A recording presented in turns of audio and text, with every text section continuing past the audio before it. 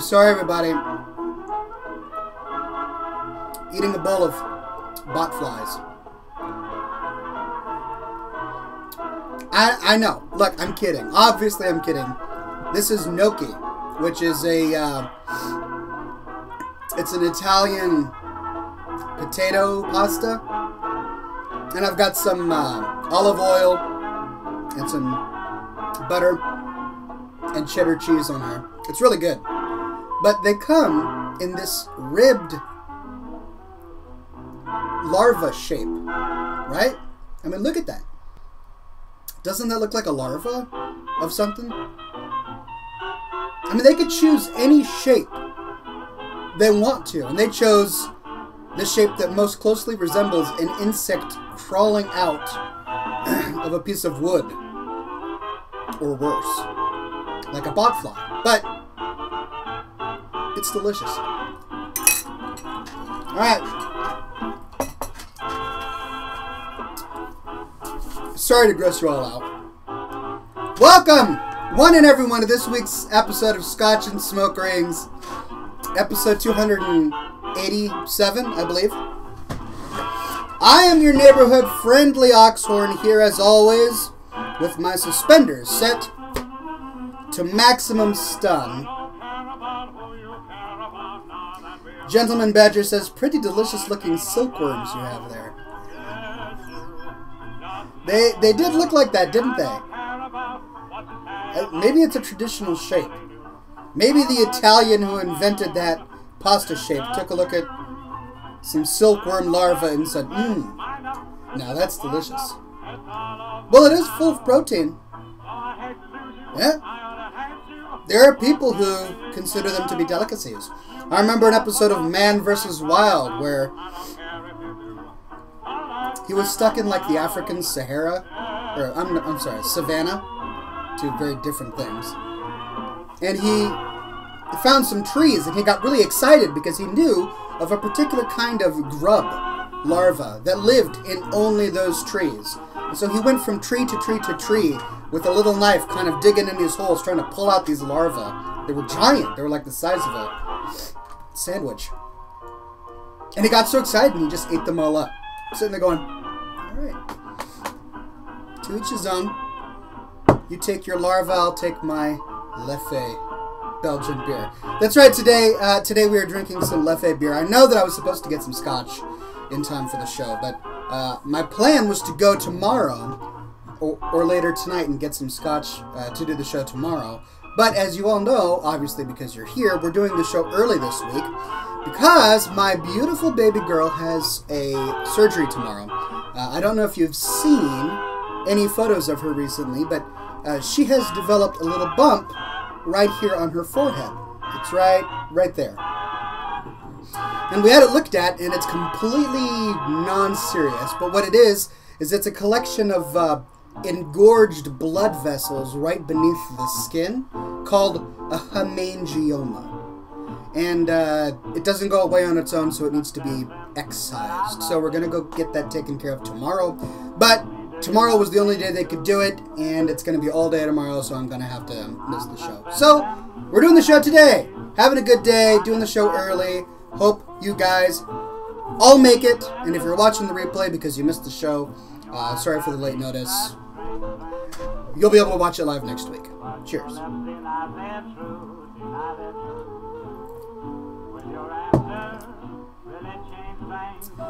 Alright, ladies and gentlemen, we have a great show for you today. It's going to be an extra nice, extra long episode, I think, because I first of all want to make up for being a day early and throwing many of you for a loop. And also because my entire family's asleep right now. My original plan was to have the little girl on the show so that I could hold her up and show off her hemangioma. But she's asleep. She's zonked out. And then her big brother, Gavin, fell asleep. He zonked out. And then their mother fell asleep. She zonked out. And they're all sleeping in the bed right now. So here I am in the house all alone. Nobody to give me any company except all of you fine, ladies and gentlemen. So welcome to the program today. But this means that we're going to be able to have an extra long episode because nobody's playing Destiny or Grand Theft Auto. or any other game that eats up my house bandwidth. So, we're gonna have a good time today. Nate the Great says, praying for a successful surgery, Oxhorn. Thank you very much, Nate the Great. Ironbark says, I wish her an easy recovery. Yes, thank you very much. It's going to be super, super easy. It's like, you don't have to stay over and spend the night at the hospital, but they want you to because they make more money that way. I mean, because they really want to make sure that there's no side effects or anything. So, we're going to be spending the night at the hospital tomorrow, but it's supposed to, I mean, it could be an outpatient surgery. And it's not even going to need stitches, so super small. Greg McLovin Hardtime says, zonked out? Question mark? Yeah, zonked out. Is that not an expression? Where you come from? For those watching in another language, another native language than English, for those watching who speak a language natively that is other than English, zonk is not really a word. It's, I don't know if, I mean, even other Americans speaking English are asking me questions about my usage of the word zonk. So, I don't know if it's from Seattle or if I invented it. Oh, Nate the Great says that he's heard that expression before. Okay. Gentleman Badger is talking about zoinks. Zoinks, wasn't that like, Scooby-Doo? Zoinkies or something like that. Anyway, to zonk out means to go to sleep. To pass out due to fatigue. Another reason that today is an extra... I thought I would elaborate on that. Another reason why today is an extra special day is because I have an extra special cigar. Shaggy from Scooby-Doo. Thank you, Autumn, for that clarification. Look at this mammoth of a stogie. Now, to put it in comparison, this is a regular short Churchill. It's not, you know, a 6-inch long Churchill cigar, but the diameter of it is fairly standard for cigars. You guys are getting a shine in there. There. And look how much thicker this is. So it's a pretty hefty stogie. I'm hoping that this one will last the entire episode. William Moore says, I've heard the term zonked down here where I live. Good. Good. Then I didn't invent it. That's important. I'd hate to start inventing words. I, like Samuel Johnson, would have to invent a new dictionary. Nate the Great says, that's a good cigar. Why, thank you very much, my friend. I'm looking forward to smoking it. This is by Drew Estate. The Drew Estate Cigar Company has been around for a very long time. They're the ones who made the Egg Maduro. So, no, wait. Is it Drew Estate? Yeah, it is. It is Drew Estate. Anyway, they make the Egg Maduro. It's a fantastic cigar, but they've made this other brand called Acid. Or am I thinking of Greycliff? Anyway, it's either Drew Estate or Greycliff that makes a brand of cigar called Acid. It's not like the drug Acid. That's just the name of the cigar brand. It's like, I don't know why they would call it Acid. Honestly, I'm uncomfortable smoking a cigar named Acid. So, be that as it may. It is just tobacco. Making sure everyone knows. Just tobacco. It's just called Acid. And this particular Acid cigar is called Dynasty. And it's tapered, and I do love my tapered cigars, so we're going to be having a good time here. Oh, shoot! Okay, well, maybe this is a good opportunity to show off something on the show. Yeah, here we go. So, for those... Gentleman Badger says, I'm sure even Churchill himself would be pleased to be smoking that cigar. I'm sure he would as well. Alright, did I change the flint of my lighter last time I was on the program? You know what? I'm not going to do this. It's going to take up too much time. I was about to change the flint on my lighter because this flint is busted. But you know what? I want to smoke it right now. I don't want to be repairing flints. Maybe I'll create a video of myself changing the flint on a Zippo lighter.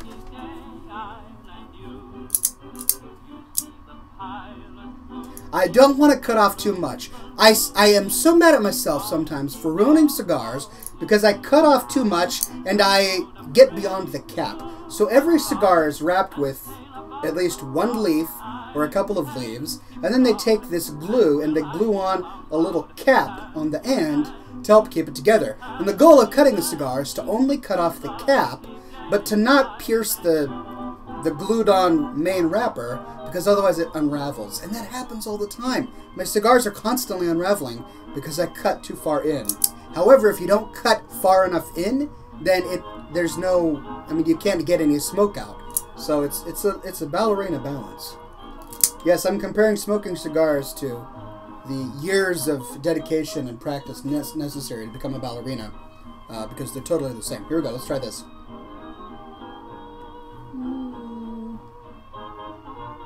There's still a little bit of drag, but you know what? If it gets so bad that I can't smoke the cigar, I'll trim it again. But let's just light it.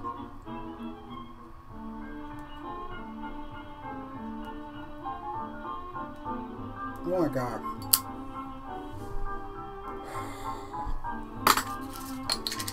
Ah!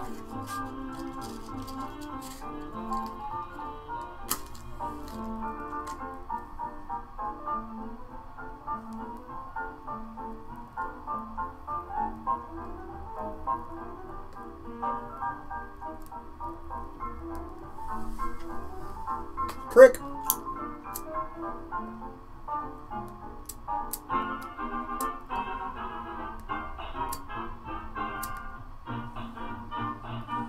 Did you know you could do that?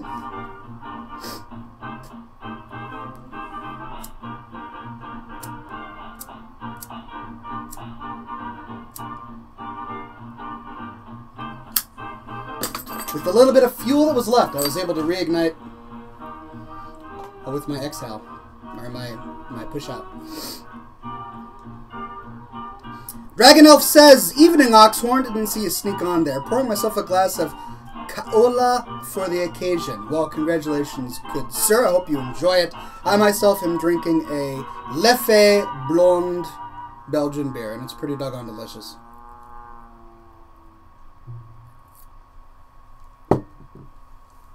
Radio Dismuke is now on Facebook. Find us at facebook.com/. Oh, come on. Radio Dismuke. Streaming the sounds of the 1920s and 1930s. That could be a sign that I need to 24 hours a day. This is Radio Dismuke. cut a little more. RadioDismuke.com. HappyMusicRadio.com. It's a little better.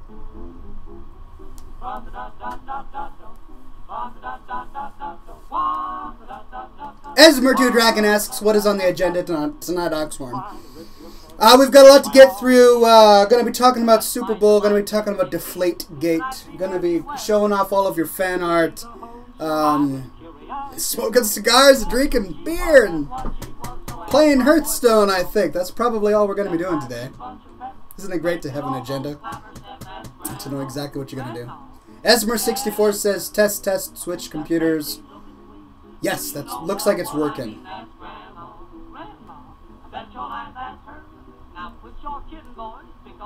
What? Why is he doing this? Okay. Ironbark says, doctors that are flippant and not very zealous are the ones to stay far away from. That's very true.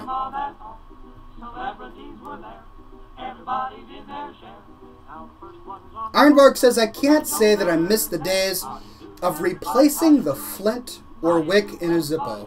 Of course, this last week I've had 2 pieces of my e-cig break, so I'll have to order more parts, yeah.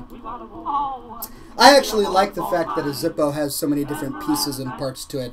It gives it a mechanical feel that I don't know, I like Zippos. They're nice little lighters. Better than Bics. Better than disposable Bics.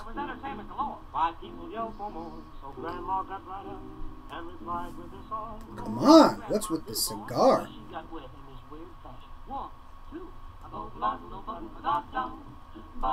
The fire's there. Come on, fire, do your thing.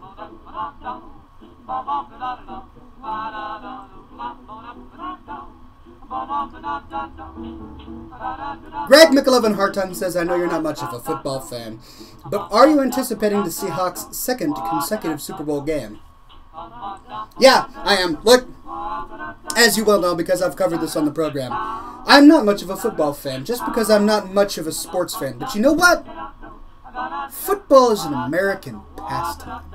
Football gives you the excuse to get everybody in your family together, to eat barbecue food, to sit down and drink a nice, gentlemanly, alcoholic beverage while joking with your family and playing with the kids while watching something called football. You know what? I'm not going to begrudge football for the opportunity my family has to get together. Even if it's something I'm not necessarily interested in, I can appreciate it. I can appreciate the technical side of it. I can kind of get into the scorekeeping part of it. You know, all these giant men clashing together and beating each other up. Meh. But you know what? It's still a fun little pastime. Happens once a year. Well, the Super Bowl anyway. So I am not going to be one of those guys who says, "Oh, football, that's for the peasants. It's a barbaric pastime for Neanderthals who are interested in violence." You know, those guys are out there and they're just absolute killjoys. I may not play football. I'll probably not let my son play football. Well, he might. I don't know what I'll do when it comes to that. He may not even be interested, so this might be early. But you know what? I can still appreciate it. And I'm going to have a fun Super Bowl. The Seahawks, I mean, this is the entire city. I don't know if you've seen it, if you've been to Seattle, but this entire city goes absolutely bonkers whenever the Seahawks are in the Super Bowl. It did last year. It's doing it this year. All of our skyscrapers in downtown Seattle are projecting blue and green lights onto themselves because those are, of course, the colors of the Seahawks. And even some skyscrapers will use entire floors of their buildings to spell out the numbers 12, the number 12 in the windows of those buildings. Because, of course, the Seattle fans, the Seattle Seahawks fans, are called the 12th man. So you drive through the city, our main freeway goes right through downtown Seattle, and you see all these skyscrapers lit up blue and green with the number 12 everywhere you see. And this is Seattle, right? A bunch of hipsters live here, and they're getting excited about football. So it's, you know, it's a fun kind of time when the community can get together, and even if it is something silly like football, it's still a lot of fun. So I'm not gonna have a bad time. I'm gonna really enjoy it, and I'm looking forward to the Super Bowl. It's gonna be great. Greg McLovin Harting says you could also watch the commercials to praise and or jeer the creators' marketing powers. So yeah, that's also fun. Super Bowl commercials are so funny because either they're really brilliant or they're just horrible because somebody threw a ton of money at something that's just sinking like a dead weight. But the most annoying commercials for me are the ones that try to capture what Old Spice did. Remember those Old Spice commercials where they were the first ones that came out with the guy sitting there, you know, in a shower, and then the scene changes, and he's bold and confident, and he looks at the camera, and he says his lines, and things are happening around him, and then he'll walk or something, and okay, yeah, it was original and innovative when it happened the first time, but then every single copycat commercial since then is just annoying, because first of all, they're copying someone else, so obviously it's lost the steam there, and second of all, they're not doing it right. They just don't understand why it was funny to begin with. The only guys who copycatted that kind of commercial were the Dollar Shave Club guys. The only guys who copied it and did a good job of it were the Dollar Shave Club guys. Their first commercial for Dollar Shave Club was actually funny, right? And that's one of the things that made the company what it is today. But then they came out with those man wipes, and I know it sounds horrible, and it is horrible, but they came out with a second product called man wipes, or gentlemanly wipes, and they tried to do the exact same thing. They made a new commercial for it, and it was horrible. It just wasn't funny. They lost their mojo. Anyway, not sure how I got on that topic. I think a lot about marketing. I guess I'm in the profession. Sorry about that. Ironbike says the very witty commercials are great, but the ones trying to be over edgy tend to be just a bit too try-hardy, and I completely agree. Other ones that are really annoying are car commercials. And I'm sorry, I understand that you've got to sell a car, and that the differences between one car and another car are usually so small that you've got to come up with something creative to put an extra $10,000 on your car, right? The differences between a Toyota that drives well and is going to last you a lifetime and a $50,000 Mercedes-Benz, or maybe $100,000, I don't even know what they are. The differences are going to be small. I mean, yeah, it might have some bells and whistles, but it's not going to justify an extra $100,000 or something like that. So yes, I understand the plight of marketers trying to sell cars, but every single car commercial is exactly the same. You've got a fleet of 5 cars driving on the sand with maybe a ribbon flying in the breeze, and then a beautiful woman out in some sort of white jumpsuit will kind of raise a flag, and then you see a profile of the cars driving by, and it says Toyota Tundra, the 2016 version, available in 2015. For some reason, we sell cars a year in the future because we've got time machines or something. And they're exactly the same. It's so boring. And sadly, when they do try to do something different, like the Matthew McConaughey commercials, they're just dumb. Like, he's sitting there in a car, driving it, talking to himself. And what he's saying is just like, yes, I like driving in my BMW, the night of the city. When the city sleeps, it's just the city, and the city with the sleeping in the city, and the feeling at the night. And I'm like, what are you trying to talk about? Please tell me what is interesting about this car that would make me want to buy it. What happened to car commercials that say, hello, I'm selling you this car. These are the 5 things about this car that make it amazing and make it better than other cars. This is why you should buy our car. Instead of just like, this is a car driving. Oh, there's a car driving. Thank you. That's what I've been doing in commercial. Anyway.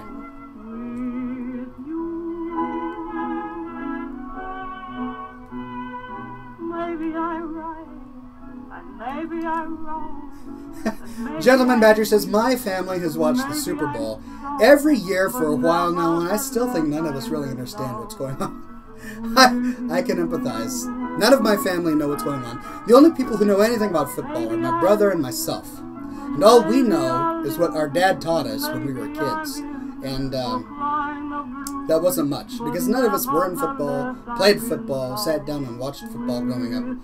So it's like, all right, was that a field goal or a safety? Doesn't matter, it's more points. Yay. Varler asks, what's the occasion for Scotch and Smoke Rings today? Tomorrow I'm going to be busy all day. Won't be able to do the show tomorrow, so I'm doing it a day early. I posted a message last night, and then I posted a couple messages today. So hopefully I let everybody know that we'll be doing the show today. Much more than I guess, but nevertheless I'm in love with you. Ironbark says, I guess a lot of people are missing the show or are on the Twitch stream. Yeah, we've got a couple people on the Twitch stream right now. I'm taking a look at the viewer count, and it's about half of what we normally have. So, you know, this is just what happens when you do the show a bit early. C'est la vie.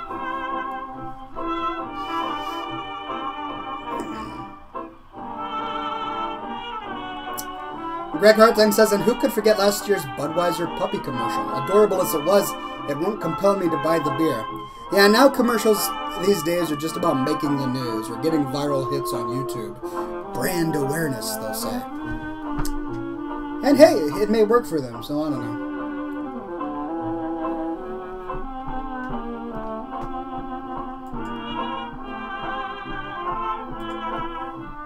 Alright, well, we only have one piece of fan art today,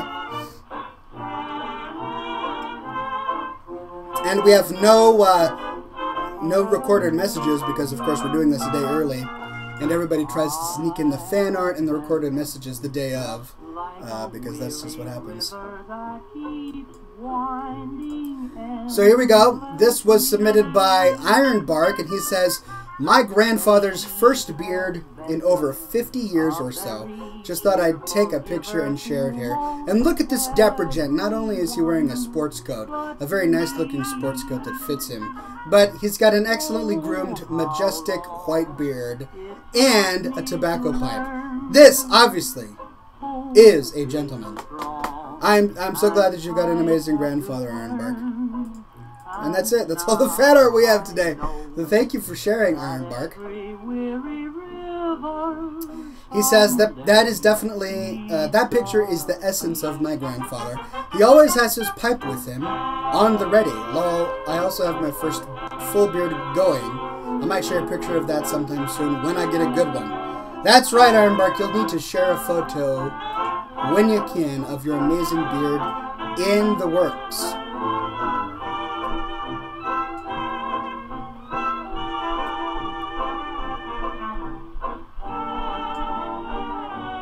Varler says he looks like quite the gentleman. He could be a wizard in Lord of the Rings. I love it. Autumn agrees. She thinks the same thing.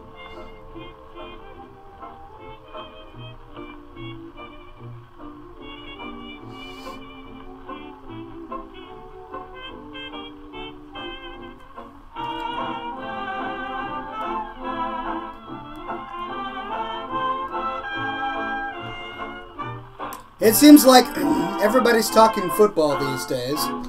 Of course, the greatest scandal is this Deflategate. Have you guys heard about that? So the premise behind Deflategate is that the Patriots, who won the AFC Championship, played with under-deflated footballs for the first half of the game. What this apparently means is that the footballs are easier to grip, which is good when you're playing on a wet field, as it was the day of that game. Goldbreath says, I'm a Patriots fan and I'm outraged. I feel for you. I'm sorry that this has happened. Now, of course, the coach of the team, the quarterback of the team, Tom Brady? See, I don't know anything about football. Is his name Tom Brady and then Bill Belichick or something? And the owner. They've all come out saying they didn't know anything about it. They don't know what has happened. And it's become this huge ongoing scandal. Well, now the league is doing an investigation, and they're trying to figure out exactly what happened. And they seem to have narrowed it down to one intern who was in the locker room during the beginning of the first half, who was seen going into a room on security cameras with a bunch of balls, and then came out of the room with the balls. And those balls were used in the first half. So we don't know what's going on. We don't know if that guy was instructed to deflate the balls a little bit or not, but it's becoming this huge thing. And I'm sitting here going, look, yes, I believe in the integrity of the game. Sure, the game needs to have some sort of rules by which all players abide so that people can have confidence that what's actually going on is legitimate talent and so forth. Yes, I understand the integrity of the game, that's important. But deflated balls, and I'm a Seahawks fan, so it's not like I'm rooting for the Patriots or anything, but deflated balls just seem like a non-issue to me, especially since in this game, the Patriots won by 30 points or something? I mean, they significantly plastered the Colts. The Colts were devastated. They lost that game. They were destroyed by the Patriots. And not all of those points happened in the first half of the game, because the balls were at the right inflation for the second half of the game. So, ultimately, even if it was proved that the Patriots did deflate those balls, it didn't affect the outcome of the game at all. So, I don't know. There are a lot of statisticians that have been geeking out over this and showing how the Patriots have fewer fumbles on domed games that happen within a domed arena. Varler, alright, I shouldn't talk about balls on this chat, apparently. Apparently talking about balls that are played with, like the... Alright, I shouldn't even say that, like... Okay, what are they called? Spherical plastic orbs. Okay, how about that? Plastic, spherical orbs, or made of rubber and leather. Things that are used in a... I'm just done. I'm not going to be digging myself a hole anymore. Cheers, ladies and gentlemen. Have a classy evening.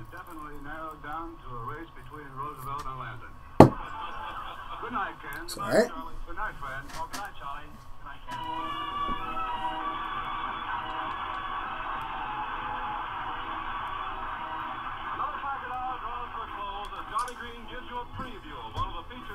Dragunov says, didn't the other team play with the same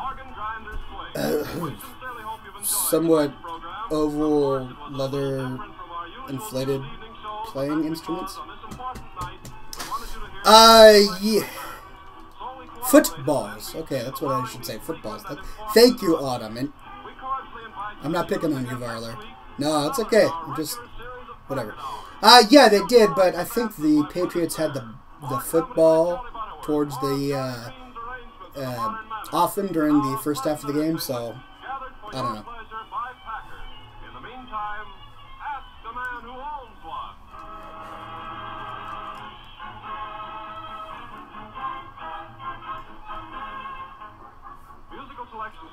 Gentleman Badger says, I'm from Massachusetts, and that's all I've heard about. Well, Just think about how it is for me in Seattle. It's helping the Seahawks, I think. I think it'll help the Seahawks because they're going to get all geared up and they're going to say, oh, these cheaters, we're going to defeat these cheaters. And so on and so forth.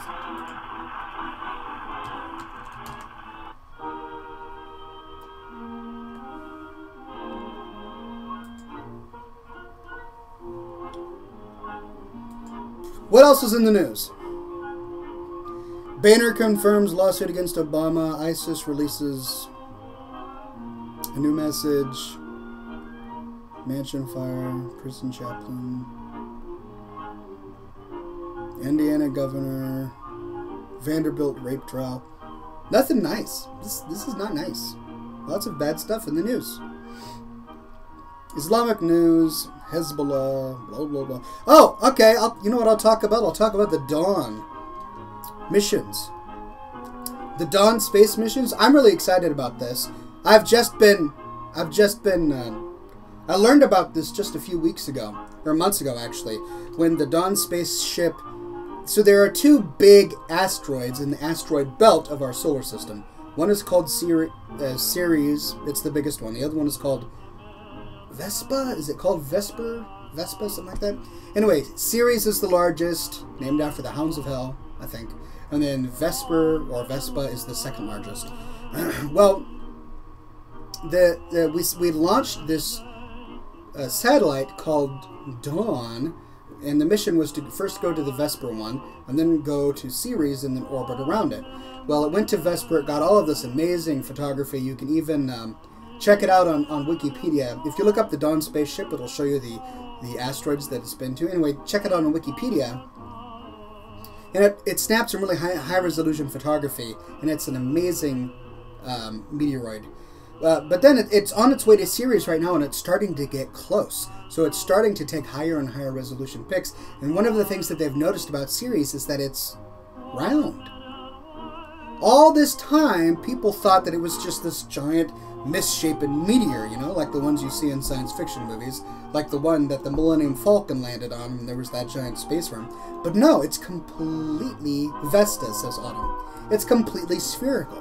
It is the largest one in the asteroid belt, but it's completely spherical, and it even has a little bit of an atmosphere. So as the satellite is getting closer and closer, we're seeing more and more of it, and it's got a rotation that's almost completely like the Earth's. It's not tilted like Neptune or Uranus. It goes up like that. And there's this big white spot on it. And nobody knows what that white spot is yet. But they think that Ceres is made of a ton of, is made up mostly of water. So and they've been seeing these big jets of water going off into space from Ceres. So there's a possibility there could be liquid water on the surface. Anyway, I just think that this is fascinating. What we're doing is we're sending stuff to the asteroid belt. We've seen all of the major planets, except Pluto, which is not a planet yet. And one thing we haven't seen are the asteroids in the asteroid belt, so this is fascinating. Nate the Great said that white spot is a secret alien base. Must be. Must be, of course.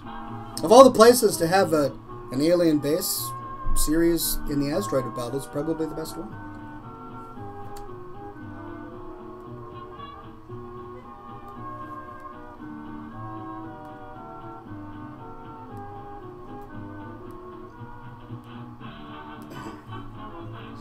Ironbark says, I recently read a BBC article earlier today that focuses on the differing opinions of scientists' views about once artificial intelligence gains sentience, which they all agree will happen. About whether or not computers will kill off humanity or not, which was intriguing in the least. It is intriguing, but I don't think that artificial intelligence will ever gain sentience. Because one of the things that makes sentient beings like humans different from all other creatures on the planet and all computers is that we're unpredictable. We're unpredictable. There are certain things about us that you can predict, but there are aspects of our personalities that are completely unpredictable.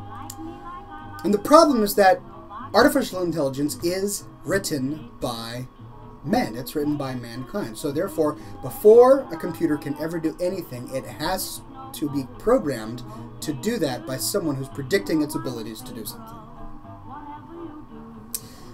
Now, I suppose someone could say that that a human could write a code that tells artificial intelligence to be unpredictable, but within a range of things and abilities and thoughts that an AI can have, those things must be created by humans, because otherwise there would be nothing for it to choose from. So no matter how you weigh it, it's really limited by what we know. There's really no way to create something that can think in a way that we don't, in my opinion.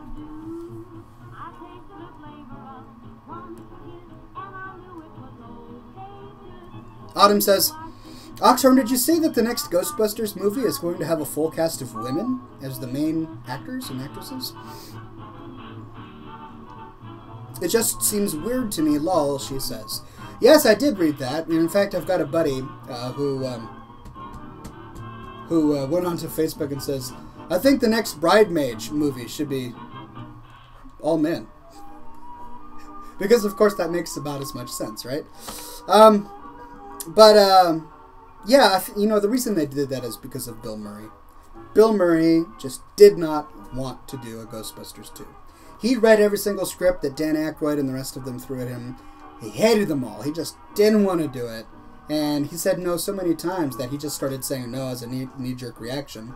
And the filmmakers are sitting on this amazing franchise and an ability to capitalize on a new audience.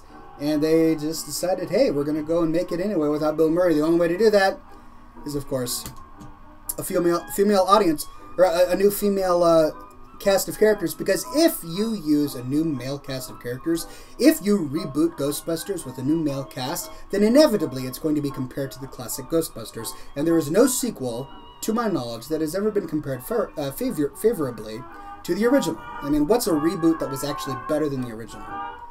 No, you can't think of one. I'm sure there are some, but I can't think of any that are as good. So the only way to make it different enough and interesting enough is to have an entire cast of female characters. And you know what? That actually makes a lot of sense. It doesn't sound like the kind of movie I would want to watch, because frankly, the original Ghostbusters isn't the kind of movie I would want to watch. I never saw it. I've only seen references to it in the media, so it just doesn't sound like something I would want to watch. But I think a lot of people will watch it. I think a lot of people, even the ones who were diehard fans of the original Ghostbusters, are going to go see it. If not for the plot, then out of curiosity anyway. So I think the guys who own the franchise are probably making a pretty good decision. From a monetary perspective. From an artistic perspective, I don't know. We'll have to watch it first.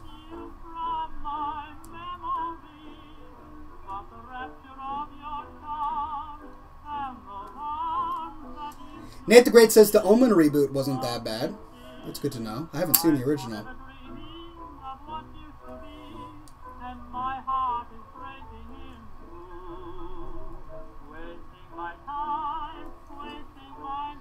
Ironbox says, I saw that they were going to remake the classic movie Ben-Hur. What's your opinion on that if you watched the original? I did watch the original, and I've really enjoyed the original. Look, it's Charlton Heston. Was it Charlton Heston? I think it was Charlton Heston. Or am I thinking Moses? No, Ben-Hur was Charlton Heston. I forget.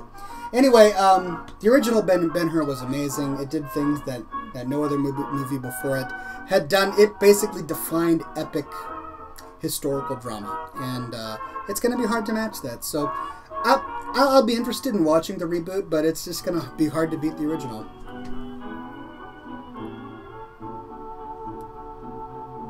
Okay. Alright. I'm getting... The Stay On Topic crowd are telling me that I need to play Hearthstone.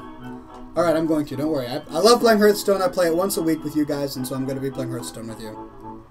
Let me boot it on up. Maestrez Mina says, what do you think of all the comments back and forth over the movie American Sniper? Well, I'll look at it this way. I don't know the guy who was the original American Sniper. I didn't read his book. I don't know anything about him. I'm not going to judge his personality. I'm not going to judge what he's done or anything like that.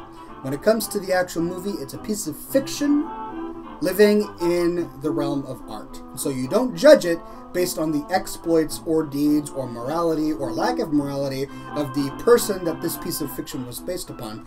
You base your decision on the actual movie itself.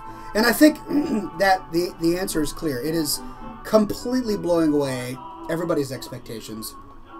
Nobody in Hollywood wanted to see this movie do very well. They've completely snubbed Clint Eastwood, who directed the movie, because of his whole chair bit at the Republican National Convention in 2012, and they didn't want to see it do very well, but people love it. People are buying tickets, people are sharing it, sharing tickets, they're going to see the movie. It's making millions and millions of dollars. It's hugely successful, and it's supposed to be a gut-wrenching, wonderful tale.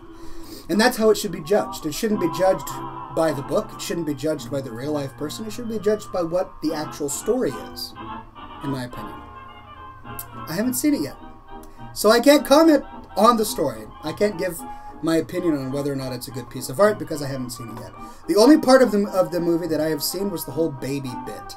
Have you heard about that? So apparently Clint Eastwood had 2 real babies ready for filming of a parent scene where the parents in the movie were having this big emotional breakthrough scene, holding the baby and talking about the future and whatever. And both the babies didn't show up. One got sick, the other one just didn't show. And so all they had was the doll.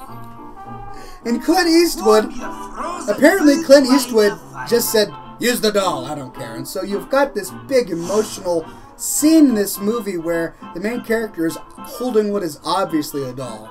And this clip is on YouTube. You can go look for it. Just type in American Sniper doll. And the thing that makes it really disturbing, frankly, is that you hear these baby cooings and, gagas in the background. And the guy's holding this lifeless plastic thing. And you're sitting there going, something doesn't quite connect. So, obviously there's that, which is silly. They should have never done that. But apparently the rest of the movie is amazing, and it's been inspiring people, and it's doing very well at the box office. Ah! Doggone Hearthstone. Come on, Hearthstone. Please don't... Ah! Alright. Am I finally getting in a battle? Oh, I need to share my screen, huh? Alright, give me a second, ladies and gentlemen. I got to talking. There we go.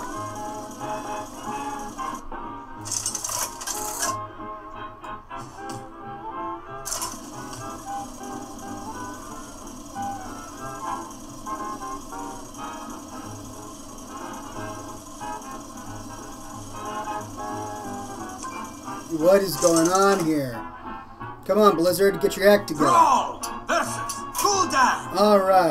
Alright, so I've got a message that people are trying to add me as a friend. For Doomhammer. Okay, that one worked. I gotta get rid of friends now. I gotta get rid of inactive friends. I'll try to only do the ones that I recognize. I'll do that later. Okay. No, yes.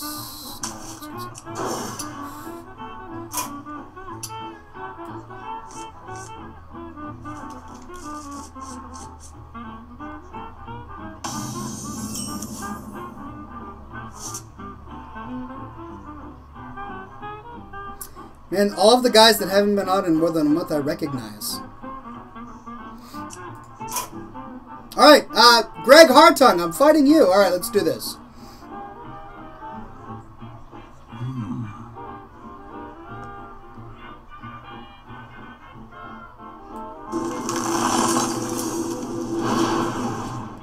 Elements guide me.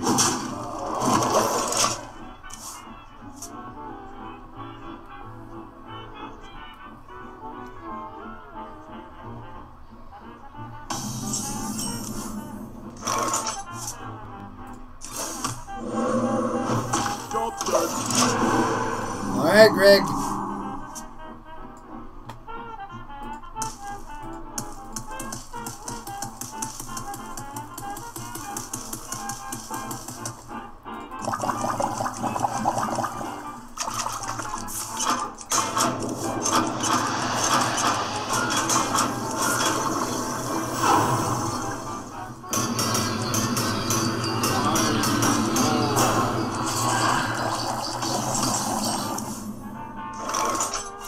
all of that? What did you do? Life tap, the point, Voidwalker, okay.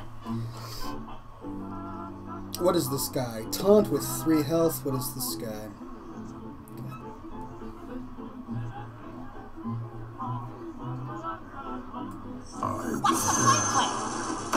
Job's done.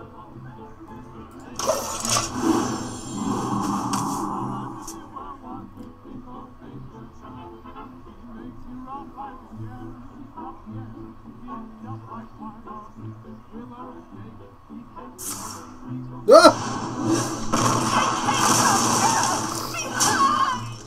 My guy! Your magic shall not save you.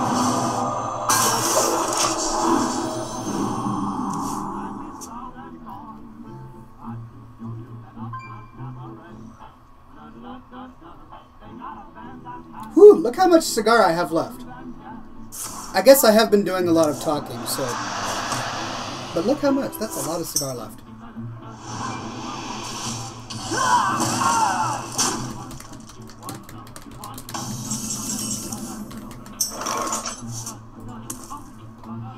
You killed my guy! I have sadness in many places.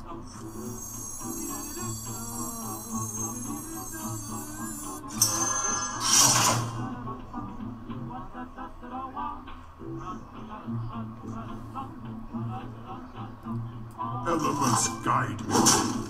Elements guide me. Job's done. See, one of the interesting things about big cigars like this is they get really hot.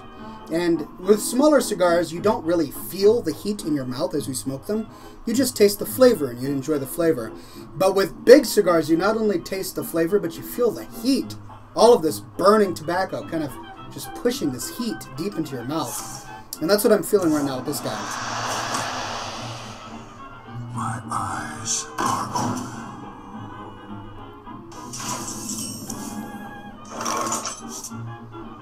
Health restore, or battle cry, restore 3 health. Okay. You are listening to Radio Dismute. Happy Music Radio. Elements guide me. Elements guide me. Job's done.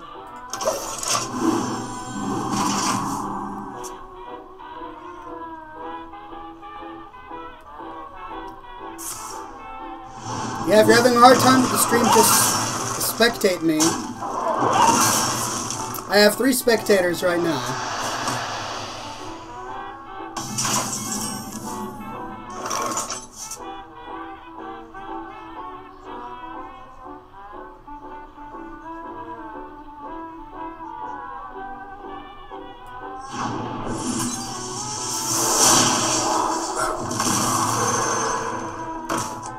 Elements guide me. Elements guide me. Job's done.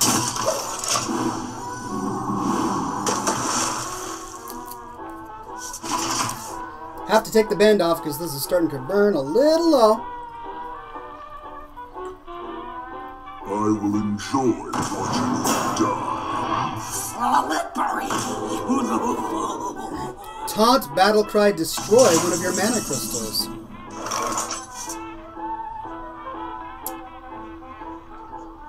Goodness, okay, I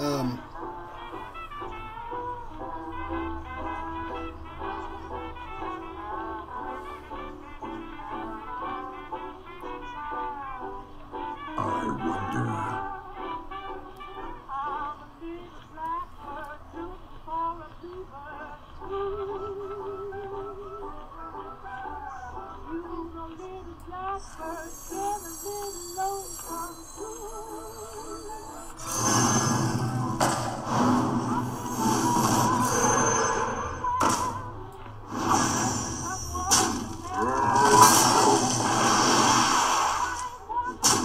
Elements guide me. Elements guide me. there we go. I think I did pretty good on that one.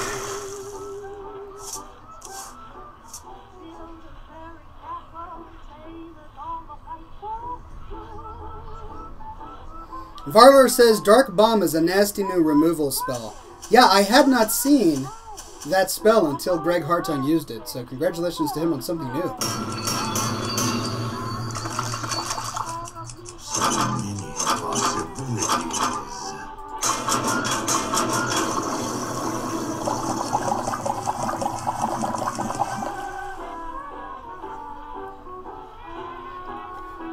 All right, Greg, my lad.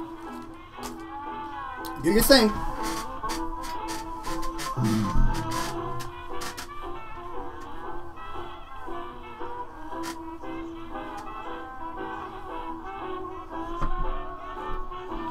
Autumn says, I personally have the same opinion of that as I did when they talked about making the Doctor from Doctor Who a female. I was like, lol, no thank you.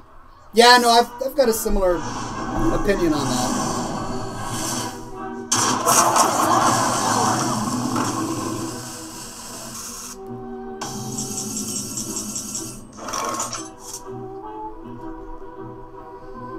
Goodness. A lot happened last turn, didn't it?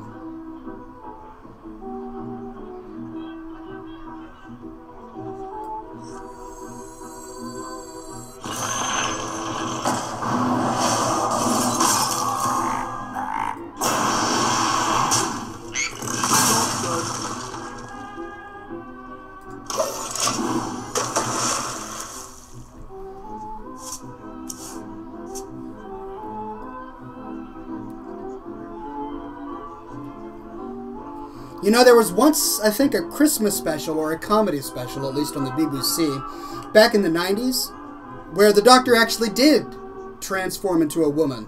Rowan Atkinson did a guest appearance in that particular episode as the Doctor. So did Hugh Grant, actually. And I thought that was funny.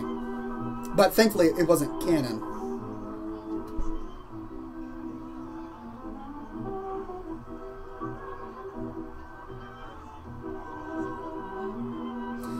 Gentleman Badger says, Oxhorn is getting dangerous. Well, I have been playing this game for, what, 2 years now? I should be okay, at least.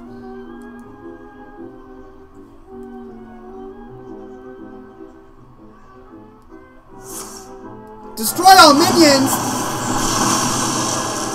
Oh!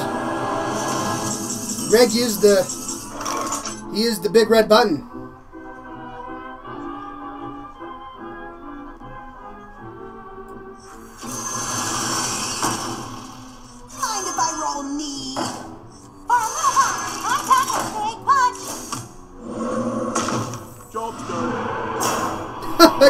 Alright, got pretty lucky there.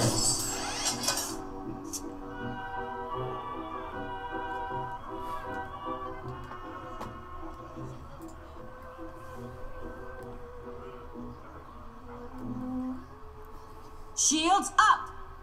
Alright. Destroy friendly minion and kill its attack. Oh! What was that? Oh my goodness! Holy cow! The pain!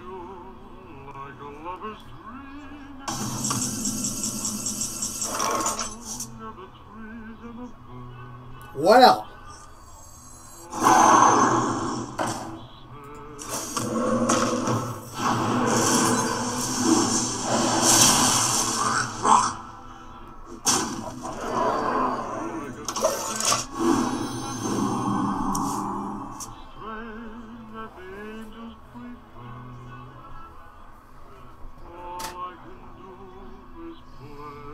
You face No! With 1 health left. Greg, with 1 health left, that's just not even right.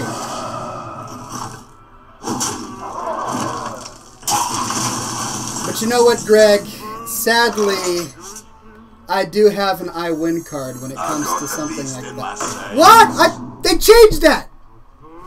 They changed it! What happened? I used to be able to use destroy a minion with an attack of 7 or more. Oh, it's only 3.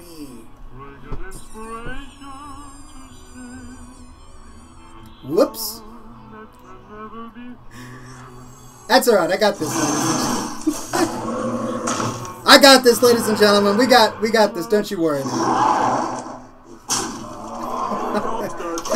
I'm gonna tear it up. 1 health left. Can you believe that? Seahawks fan says, hey, Oxhorn, sorry I was late. I had a biochem quiz that required some attention. How are you doing tonight? As you conclude your stream, facepalm. Well, don't you worry, my friend. I've got a lot left. Oh gosh, I'm done. Do I have to? Whoops, indeed.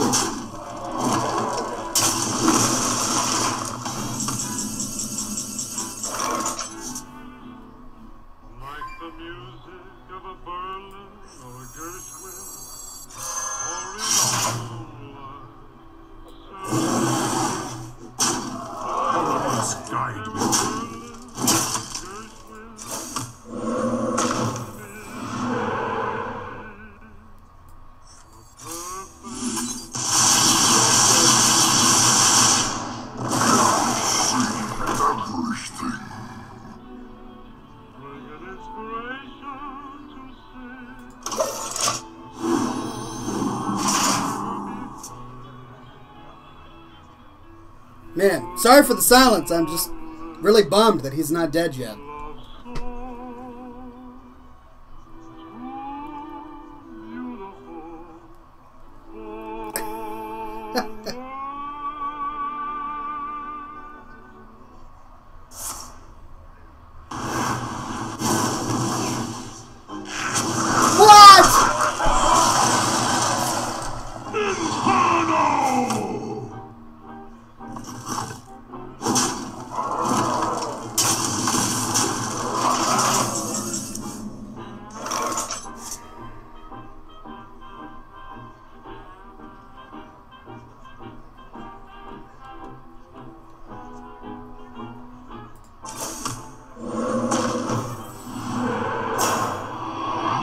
Well, there's that.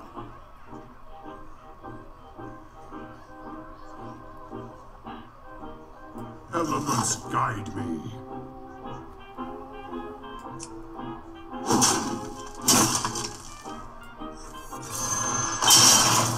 Job's done.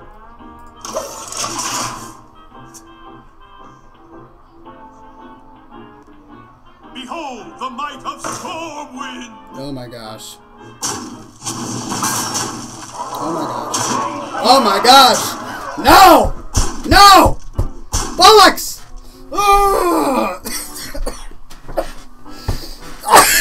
Curse you, Greg Hartung! Oh! Greg! Well played. Well played, good sir. You earned that victory. You did. Even though I'm just really mad right now. But you earned it. You earned it. You totally... Man, I'm mad right... But you didn't Hartung, right? You didn't pull a Hartung. Oh, my goodness. Oh. Oh. Cheers, my friend, on your victory. Thrall versus Jaina. You asked for it.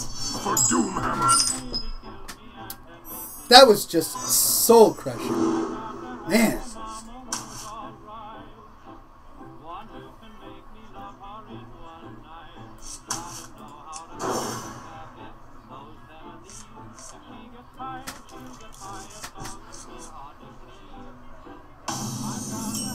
Hello. Ironbark. Good to see you, my friend. He had 1 health left. Did you? Just 1. Just 1 more turn. I'll get over it. I'll get over it.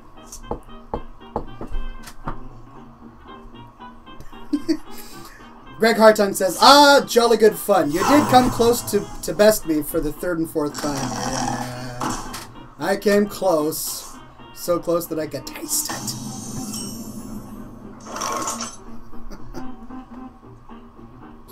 Okay, where was I? Mind if I roll knee? Job's done. Mahail the Scrapper. Mahail the Scrap. My Hilda Crespar. My apologies. Says, you had me confused, good sir. I thought that this was Thursday. Yes, I did pull a fast one on you. No, I gotta do...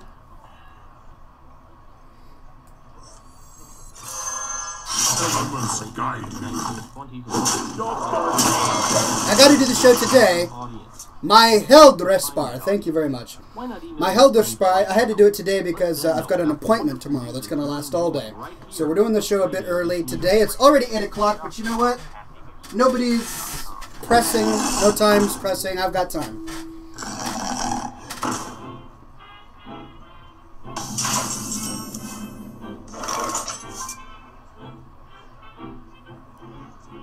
Elements guide me.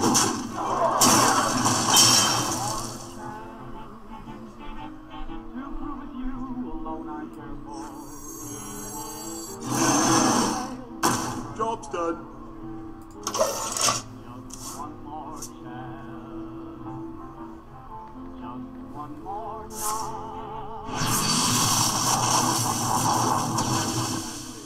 Whoa! What was that? This is going to be amazing! Created by Unstable Portal.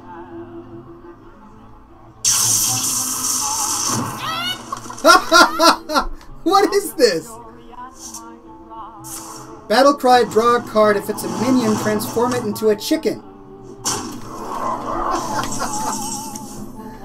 That's crazy. Who comes up with this stuff? Alright. Where was I?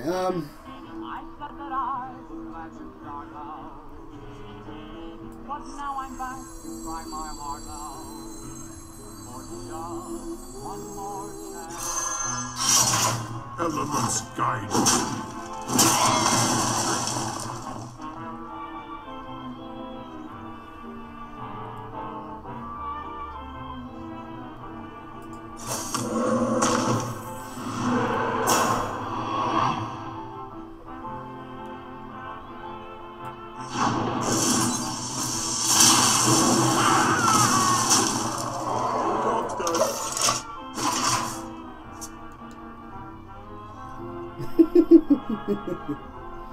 Gentleman Badger says, Oxhorn, would you speak some Swedish for us? Well, min svenska är inte bra, and I know very little, which is why I use the exact same expression over and over again, but ja, jag kan prata lite svenska för det. What was this? Spectral Knight can't be targeted by spells or hero powers. How many of these do you have?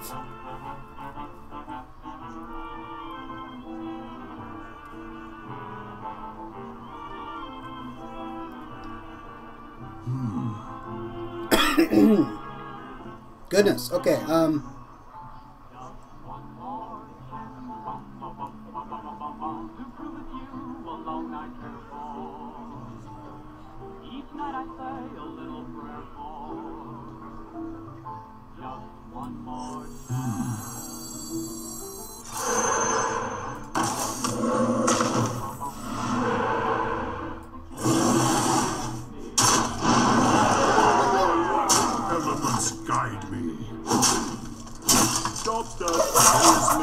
There we go. Good evening, Dragon Elf. Pleasure to have had you in the chat today.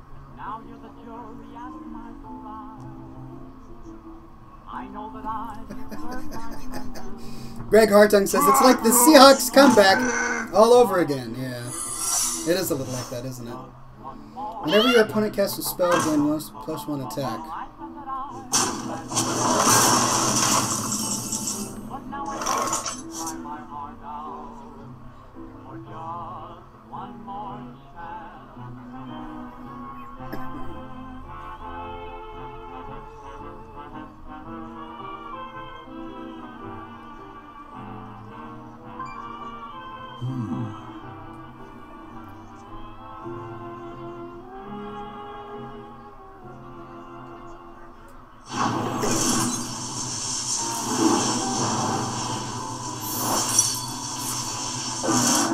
Oh!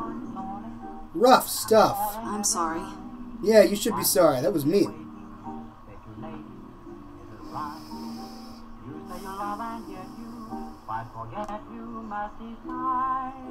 If you don't make up your mind, someday you'll wake up and find there's a time for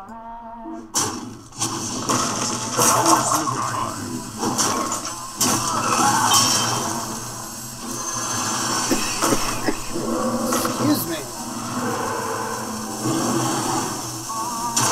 Trying to get over a little bit of a cold here.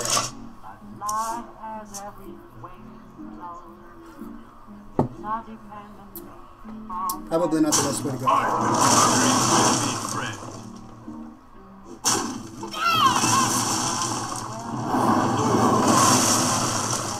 Well played. Nicely done.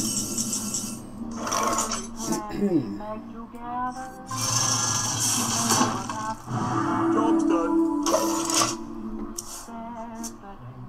Don't hesitate, but just make up your mind.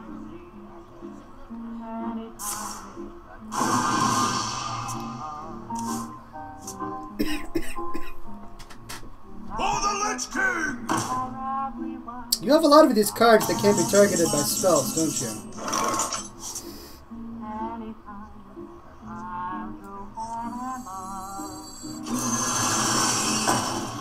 What's the point, Cliff?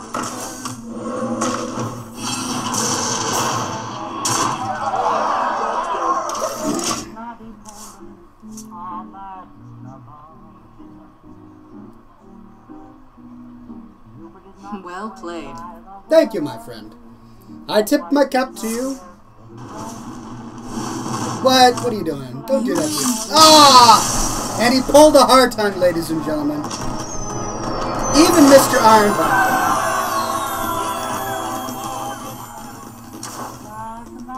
I'm going to call it a Harbark from now on. A hard tongue and an Ironbark. He pulled a Harbark.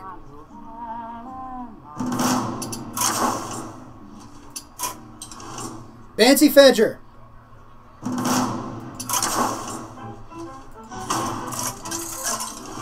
Oh, what happened? What just happened? Am I stuck in some sort of black and white void? No, we actually got in. Okay, good. Get us! Victory or death for Doomhammer! Varler, good to meet you on the battlefield.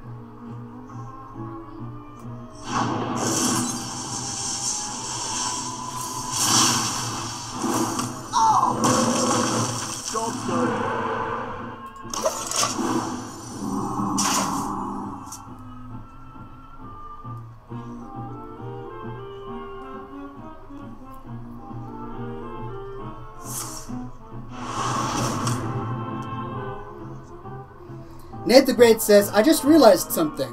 We're all a group of classy people here that enjoy a good whiskey and a cigar once in a while. But instead of playing poker, we play Hearthstone. That's a great observation, actually. Yeah, I like I like that.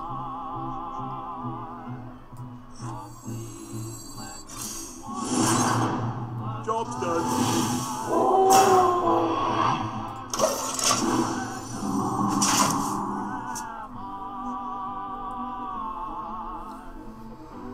Seahawks fan says, "Can you get permabanned for cussing first-time offense?" It depends. If you're a spammer and you're vulgar and it's just absolutely obnoxious, then yes. But if you're a frequent visitor of this stream, then we do exhibit mercy and grace at Scotch and Smoke Rings. Okay.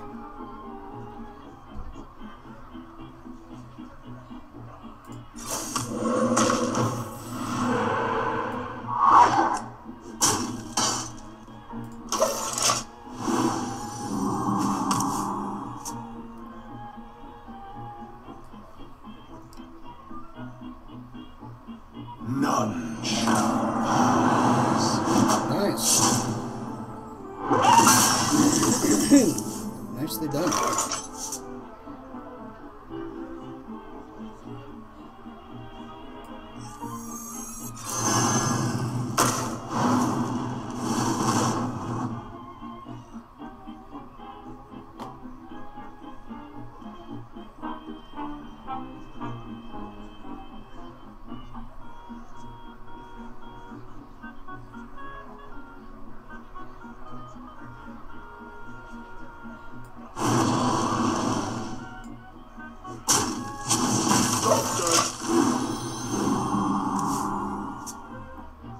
Mahel Derspar says, "Tonight I have a 10-year Lafroig single malt."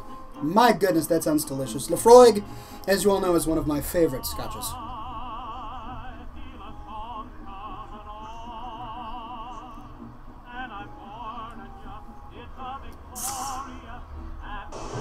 Whoa! Well played.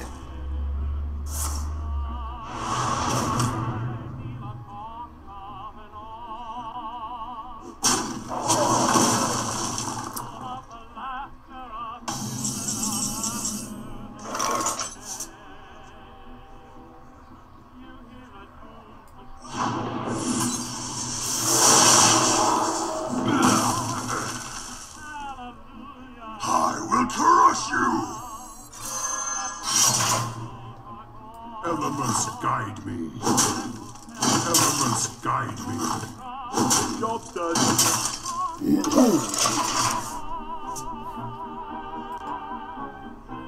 The elements will destroy you.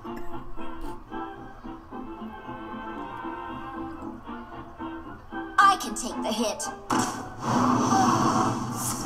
Wow. You know how to play a warrior, I'll give you that. You have all the cards for it.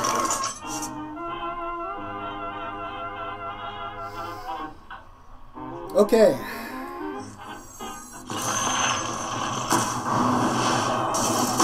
Elements guide me. Elements guide me. Job done. I've killed this guy already, if not for all the armor. Shoot.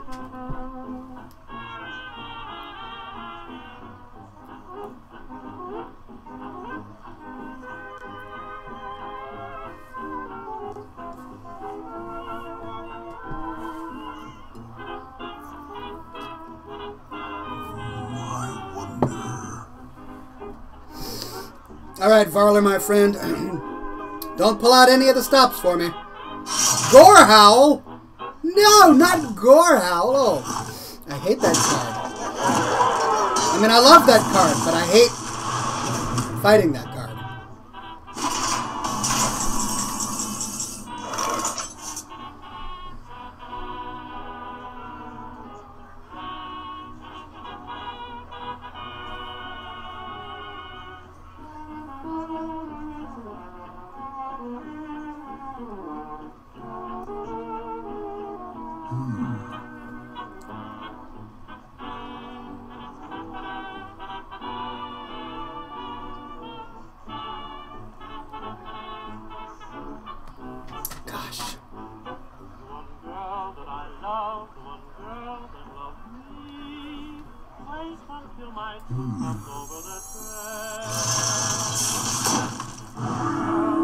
Elements guide me.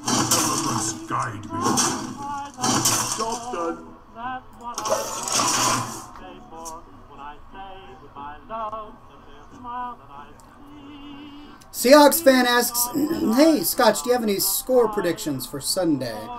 Yes, the Seahawks will win by 6 points. That's my prediction. Back to work. Whoa! Whoa! Whoa! Well played.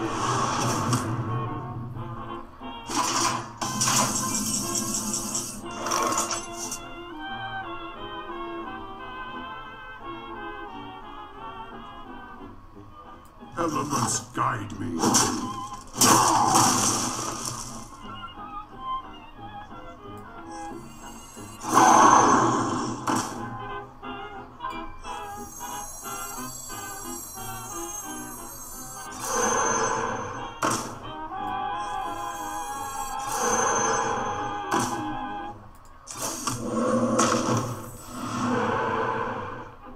Elements guide me.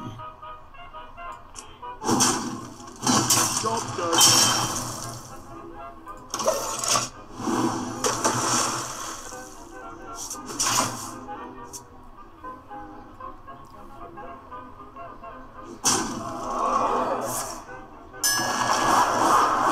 Oh, you guy, man.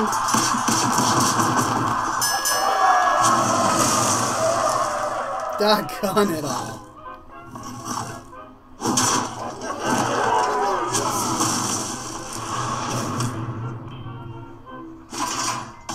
Wow. Well done.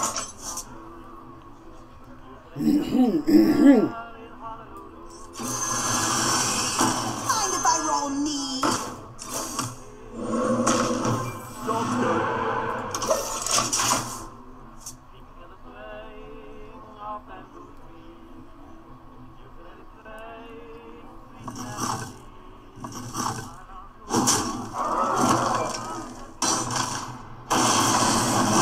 My new recipe. I have no time for games.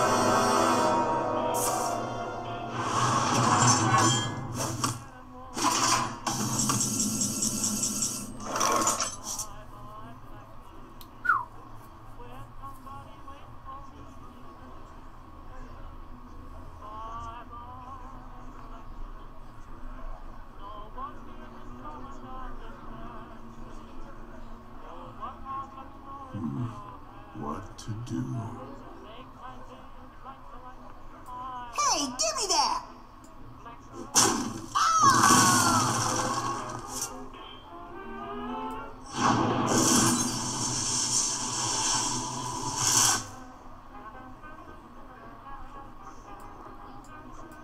Don't rush me.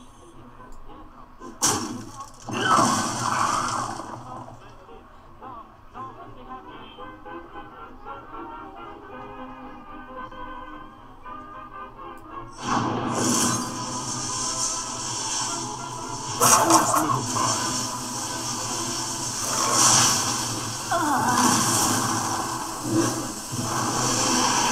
Well played. Job's done.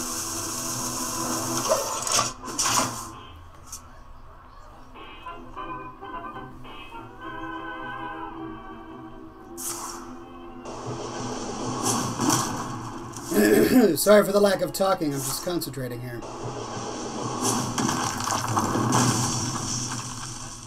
Take heart. The Earth Mother is here.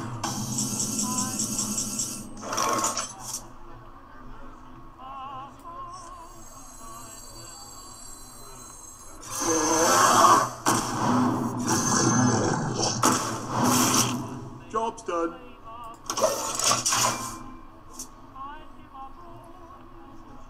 I will crush you.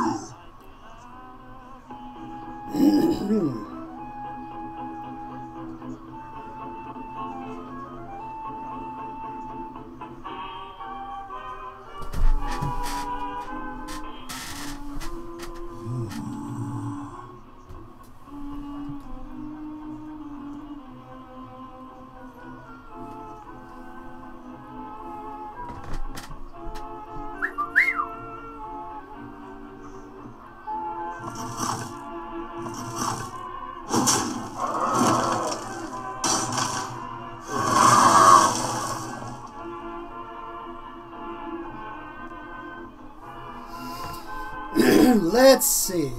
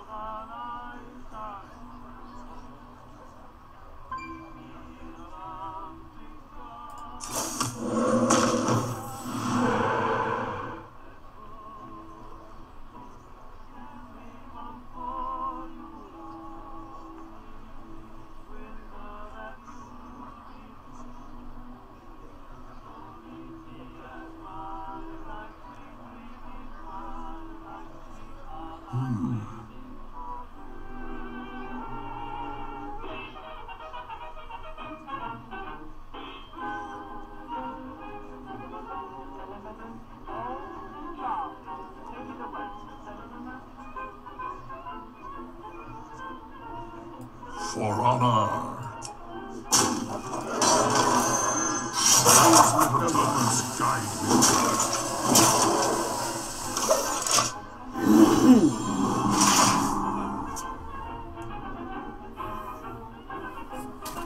Well played. Uh-oh, is this it? I can What? Oh. back to work. Oh my goodness! Oh! Holy cow! Well done!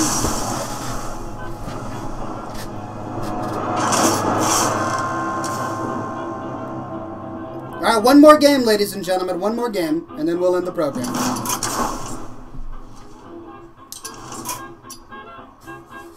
One more.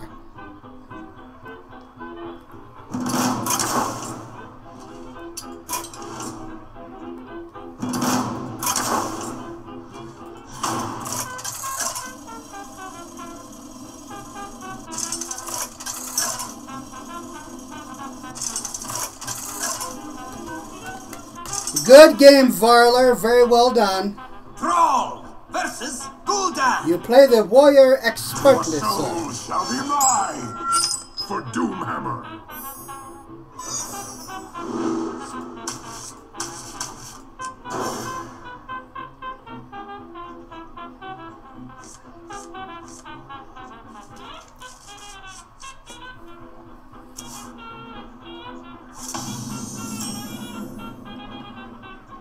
Job's done.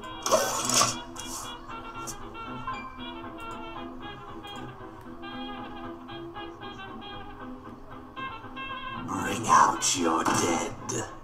I greet you.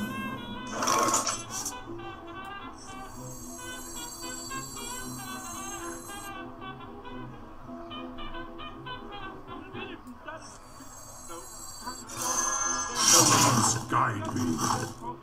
Job's done. Shakespeare plenty, don't be hardy. Worked up 20, that means act just like big child.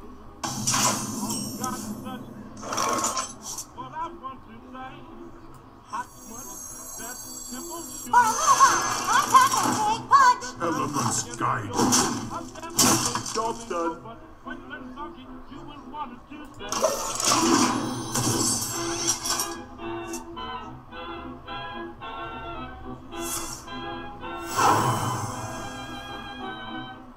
From the void I come.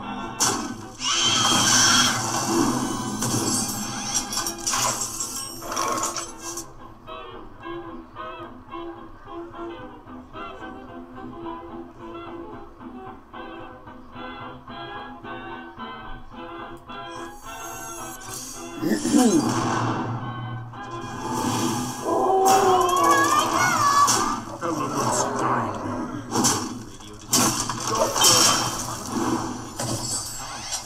Radio Dismute. Streaming the sounds of the 1920s. The cigar is running out of itself. Is Radio Dismute. RadioDismute.com. HappyMusicRadio.com. I do.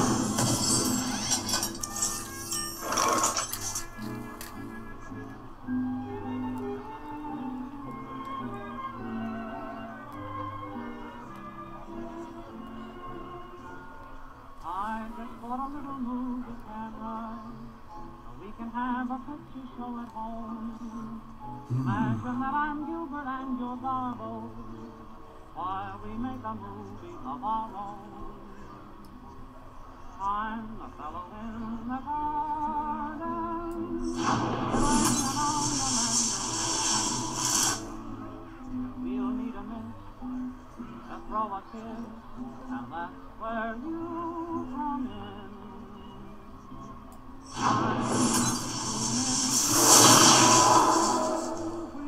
Ready to begin.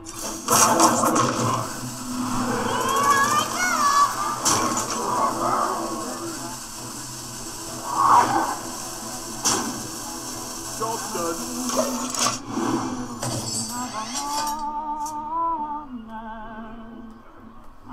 Oh no, cigar!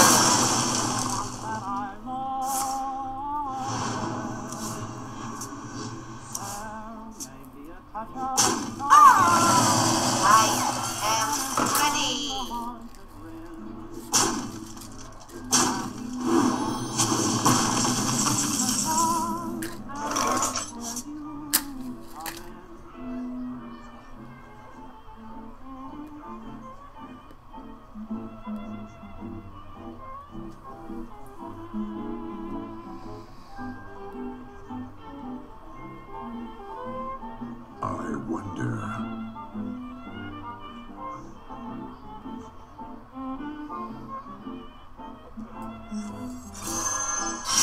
Elements guide me. Elements guide me.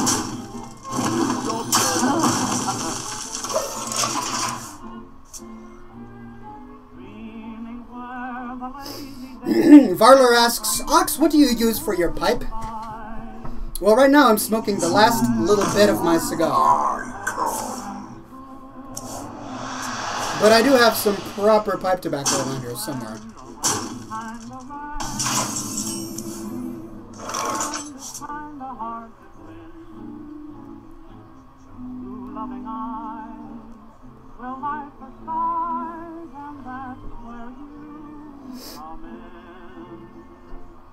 Elements guide me.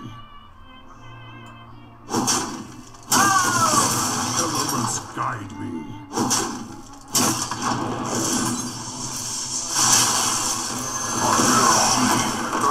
Job done. It isn't what it really ought to be. I have a task that isn't ordinary. And this is not pleasant.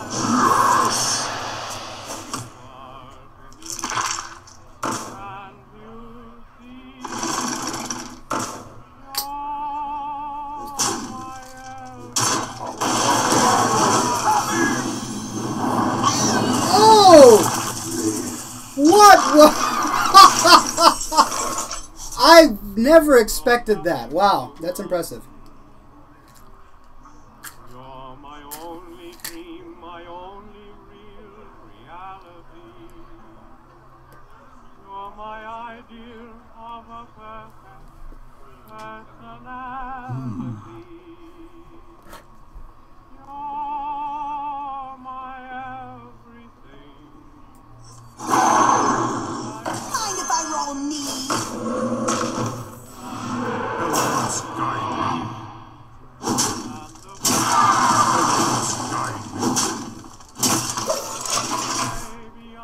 That was completely unexpected. Wow, what? Talk about the luck of the draw right there.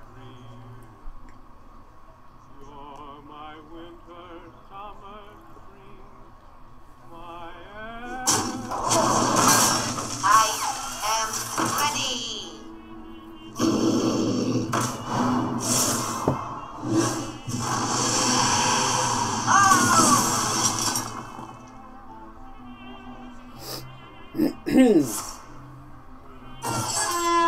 Oh, that's a pretty good card right there. Impressive.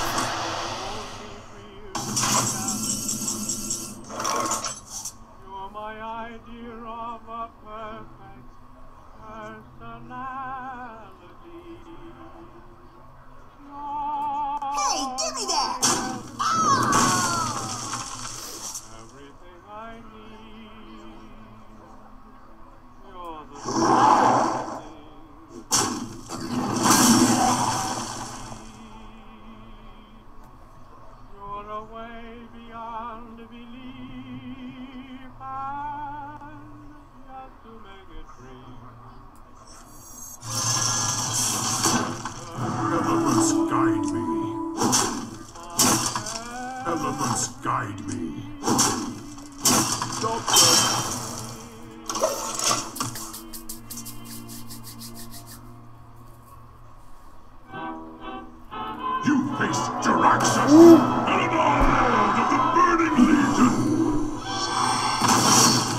Doggone it. Oh, how I hate Jiraxis.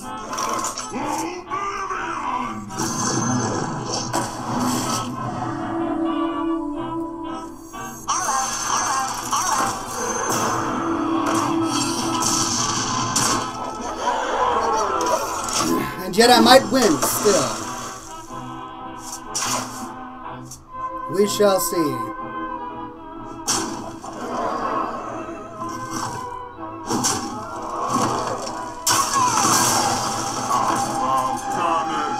Your hero is immune?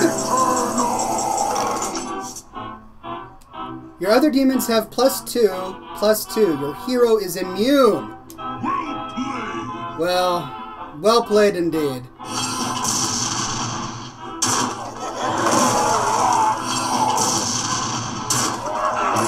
Excellent card.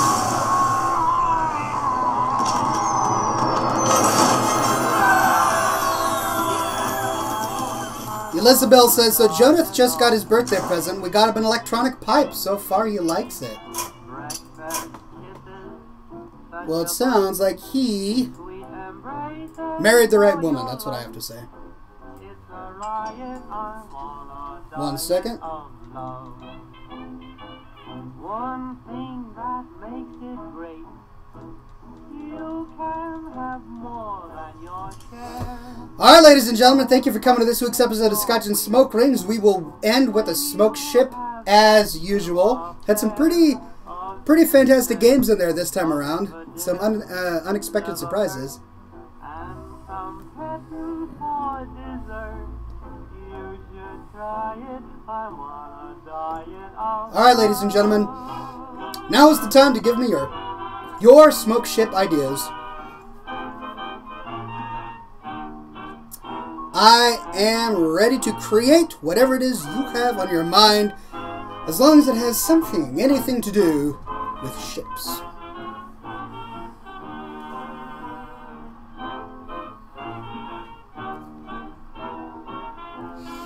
William Moore says, Oxhorn, Staghorn, and Mortus piloting a nuclear submarine underneath the Arctic waters of Northrend.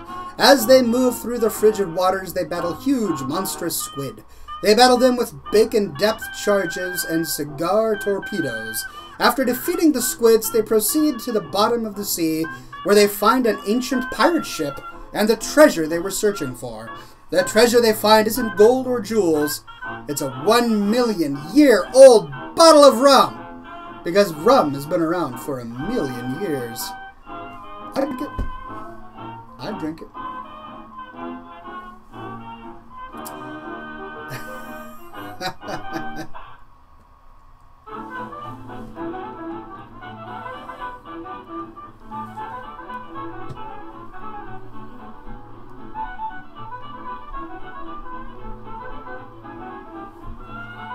Alright, I'm going to go ahead and go with that, because I need to get off the computer. It's time. So, we're going to do William Moore's. Pay attention, ladies and gentlemen. Pay close attention. Ironbark pops in with a quick one. Oxhorn fighting to save the Horde from the crazed AI robots, while taking their spaceship to Ceres to start a new life. That's all I could think of off the bat, he says. Very nicely done. I'd love to visit Ceres. Alright, here we go. Pay close attention. It'll be there for a moment.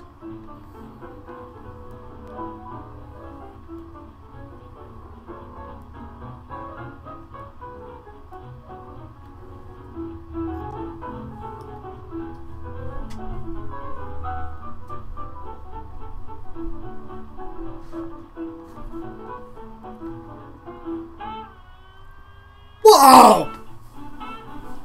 Did you see it? It was there for only the briefest of moments, but before your very eyes. Were Oxhorn, Staghorn, and Mortus piloting a nuclear submarine underneath the Arctic waters of Northrend. As they move through the frigid waters, they battle huge monstrous squid. They battle them with bacon depth charges and cigar torpedoes. After defeating the mighty squids, they proceed to the bottom of the sea, where they find an ancient pirate ship and the treasure that they were searching for. The treasure they find is not gold, no. Nor is it jewelry, no. But instead it is a 1,000,000-year-old bottle of rum. Better than golden jewels, my friend, and probably worth a tad bit more. But they don't sell it, no, not on the black rum market. They enjoy it with their friends, as classy gentlemen should. Varler says, "Oh no, I missed it. I was alt-tabbed." Right, here's one for you. There. It was the same smoke ship, just slightly smaller. That's right, 2 smoke ships in one show, ladies and gentlemen. It's just how I roll here at ScotchandSmokerings.com. Alright, my friends, thank you so much for coming to this week's episode of Scotch and Smoke Rings, episode 287. Be sure to tune in next week, same Ox channel, different Ox time. We will do the show as usual on Thursday at 7 o'clock p.m. Pacific time, so don't miss it, ladies and gentlemen. We're going to have a great time, just as we did today. Thank you so much for coming to the show. Thank you so much for playing Hearthstone with me, and for all of your wonderful comments. And as I say here every week here at ScotchandSmokerings.com, be sure, my friends, that each and every one of you stays classy.